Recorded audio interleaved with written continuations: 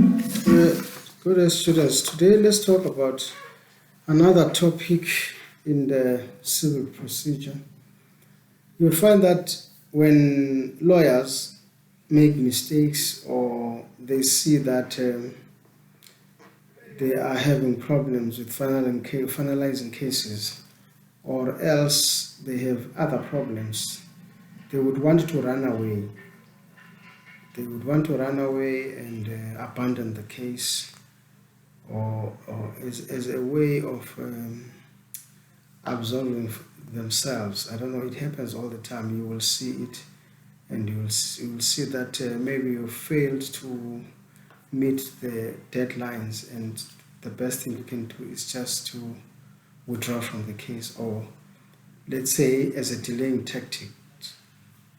Lawyers tend to do this, tend to say, well, we're supposed to go to court, but what I will do in order to buy time, I will just go to court and withdraw as attorney of record. Then you can get another attorney just to buy time. They normally do that. So when you do that, you have to draft a document to the court or to the registrar, if you like, informing the court that you are now excusing yourself from this matter. In criminal cases, you just normally go to court and say you want to make an application to withdraw as attorney of record. And sometimes you can have the courtesy of saying attorney so and so will take over henceforth, right? So but now when it comes to civil litigation, you've got to draft a document to that effect, where you will be saying you are withdrawing as the attorney of record.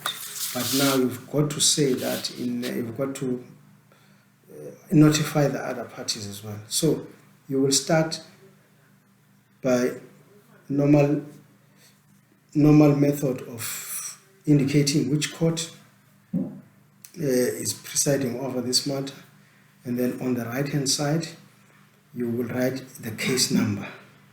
In our example, the case number is D4320. That means Durban. Sometimes it's P if it's Pietermaritzburg. They say case P, because all the high courts, they've got concurrent jurisdiction, the High Court in Pietermaritzburg and the High Court in Durban.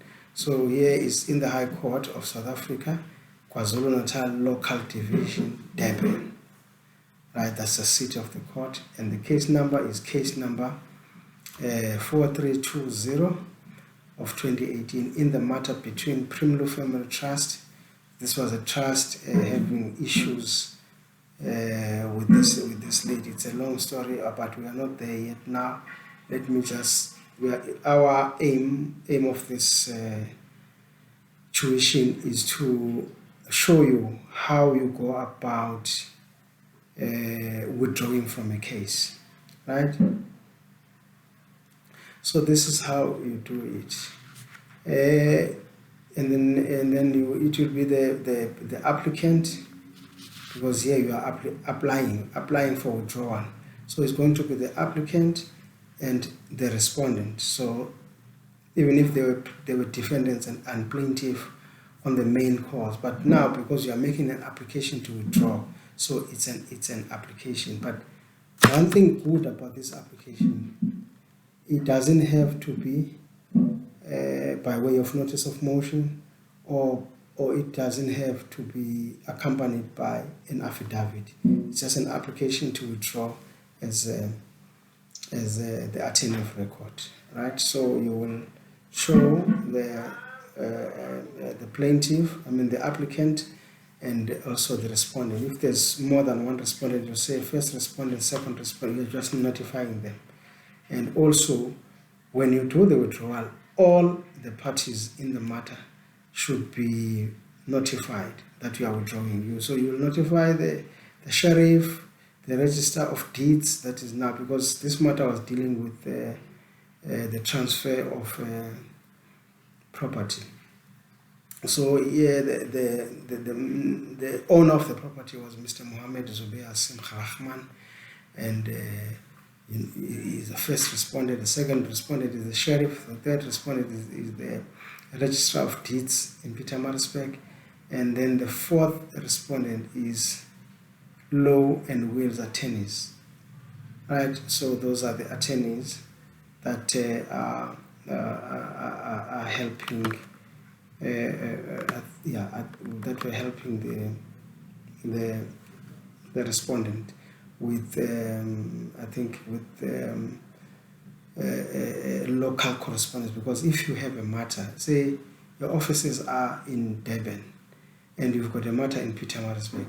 In Pietermaritzburg, you've got to have what is called a local correspondence attorney. That attorney's duty is only to do what?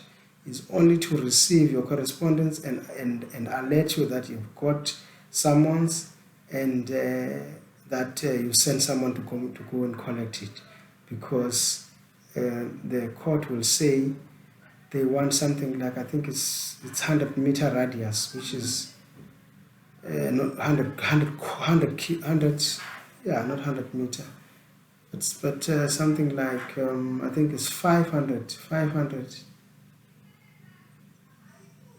Or is it 5 kilometer? I think 5 kilometer radius. That's now the court. The lawyers that deal with this court or any matter in this court must be within 5 kilometers within that court.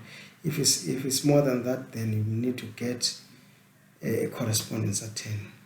That is why we've got law and wills attorneys as first respondent.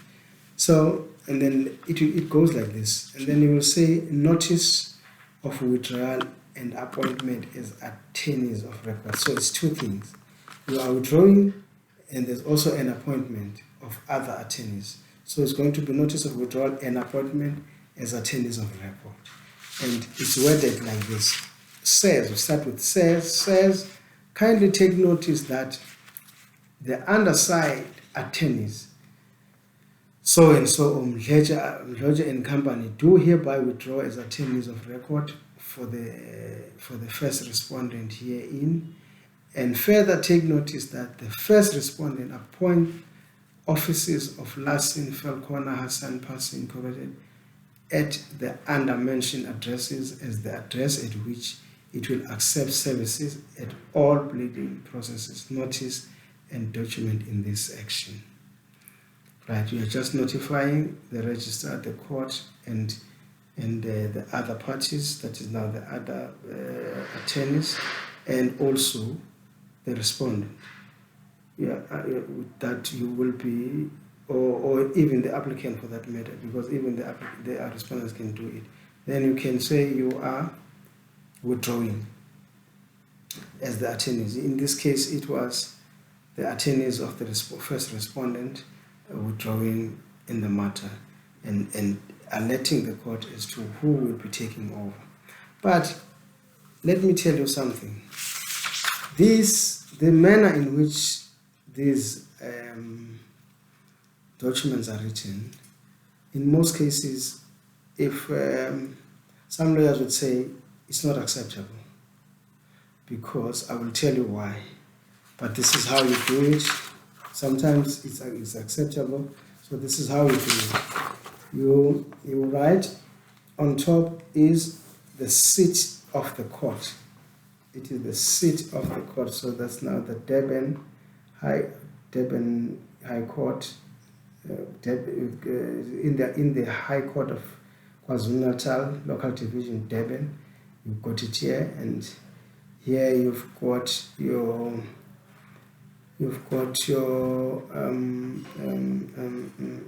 say in the matter between, and then on the right hand side you will have the case number, like I've told you. Here's the case number right here, and you've got the I can't see this properly, I don't know what's happening, it's just white, but all you need to know is that is the seat of the court right here, and here is the case number. and here you say in the matter between the parties. Here the party, that's a Primlu Trust and I think it's Mr. Rahman, and also the registrar, the sheriff, the registrar, and the other lawyers. And then you write like this. You must always leave these gaps. I want to see these gaps, and you say this is a notice for withdrawal and appointment of attorneys of record. That's the heading you must write, and then here you write to everybody that you have stated, and then you say this document goes to all these people, right? The first one is to the registrar. You start with the registrar, and the second one is to the to Mchochi attorneys. That is not the attorneys for the plaintiff, Mchochi attorneys, right? And then yeah, that's it. So you've got the registrar, you've got this Mchochi attorneys, and you are withdrawing from this matter. So it's done. You can withdraw like this. This is it. I hope everybody sees it. I hope everybody sees it, because it is important as to how you draft your notice of withdrawal as attorney of record, right? And now what you write inside you will say, like I've just said it to you, kindly take notice that, this is it, you write here, kindly take notice that the undersigned attorneys Shaukat Karim and Company hereby withdraw as attorneys of record or for the first respondent, right? You've got it there. And then when you are done, you will then, like I've said here, it's the attorneys that it will be Shaukat is the attorney that are withdrawing. You've got to write them here that it's from these attorneys, and Lassen will be the attorneys that are taking over. So they've got to put their address there, but you can see that it's signed by the same person. So these are the attorneys that are taking over. This is attorneys that are withdrawing. This is it. Signed, same signature. Attorneys that are taking over. These are the attorneys that are withdrawing from the matter. So you've got to withdraw. But this is correct. The court allowed it. You can see that it went to court. It went to these people. They accepted it. They must have accepted it somewhere. Okay, they accepted it here, and they did not see anything wrong with it. It was served, and you can see here the signature. It's a pity that for whatever reason my lighting is bad, but you can see here. You can see here. This is where the people who are receiving it signed. They signed over here. They signed over here. They normally sign received without prejudice. Here is it here. But now, in sometimes you can do this. You think it's right. Sometimes it's acceptable. But if you meet other lawyers who are very strict, they won't accept this, because that's not the way it should be done. There is a correct way of doing it, and I am now going to show you the correct way of doing it. How do I show you? I am showing you. I'm showing you now by critic. You know, this guy is actually criticizing the way that withdrawal is done. So he goes like this. He says,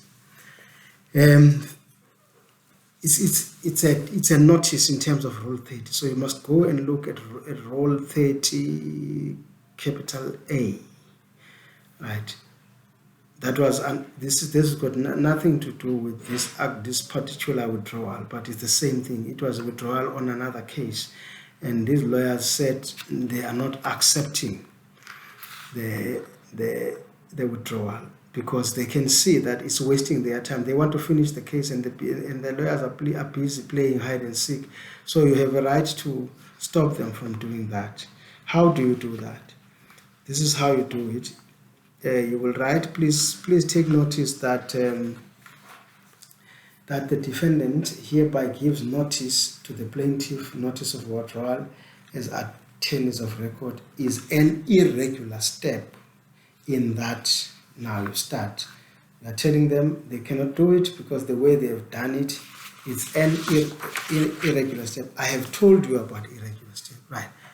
Number 1, it says, in terms of Rule 16, Sub-Rule 4, Sub-Rule A, where an attorney acting for a party ceases to act, he shall forthwith deliver notice thereof to such party, provided that notice to the party for whom he acted may be given by registered post. You see, now they are just becoming difficult. We know the postal service in our country is very poor, but the rules are saying it has to be done by a registered post. You don't just send your sheriff or you send anybody to go and drop a withdrawal at your office. You say it has to be done by a registered post. So the correct way of doing it, if you want to do it and you don't want any reprisal, you will have to do it by a registered post. Number 2, in terms of the provisions of Rule 16, Sub-Rule 4, Sub-Rule C, now, not A, but C,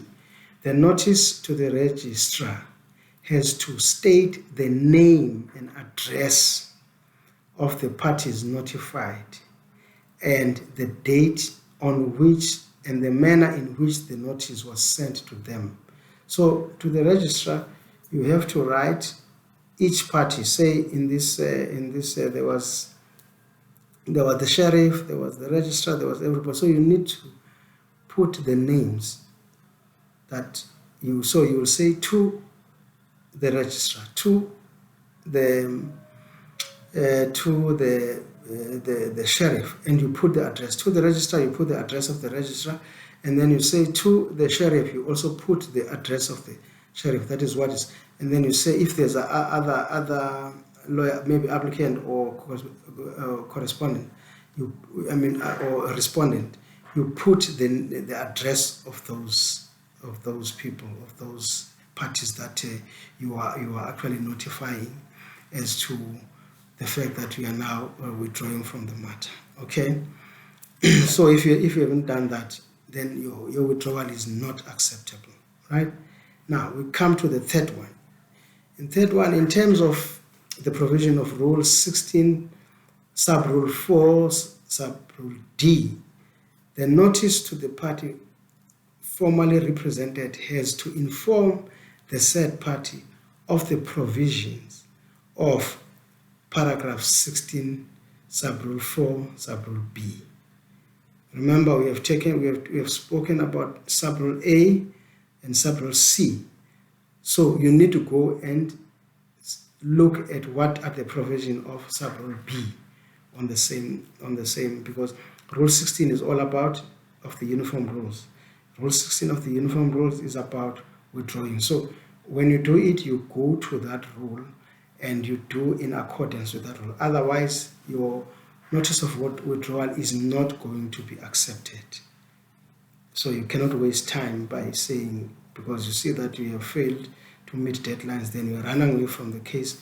By doing what? By withdrawing from the case. And take further notice that should the plaintiff fail to withdraw the notice of withdrawal as attorneys of record dated 13 July 2021, the first defendant intends making application to the above honorable court to set such an irregular step aside together with the order for cause. So they say, now if you have failed, they've told you that this is not the way of doing it, so you need to withdraw it. If you fail to withdraw it, then they are going to make an application to the same court to have this irregular step set aside, and there will be cost to that effect. So please, when you are making application to withdraw in the matter, please make sure that you do the right thing. You consult your rules. Rule 16 is Rule 16, sub-rule 4A, and you must also check at sub-rule B on the same rules, Rule 16 sub-rule 4, sub-rule 4, 16, Rule 16 sub-rule 4 and sub-rule C, and Rule 16 sub-rule 4 and sub-rule D. You check all those rules and see how they go, and that's the way you are going to do your withdrawal. We'll talk about this in class, but I think for now we can end it here.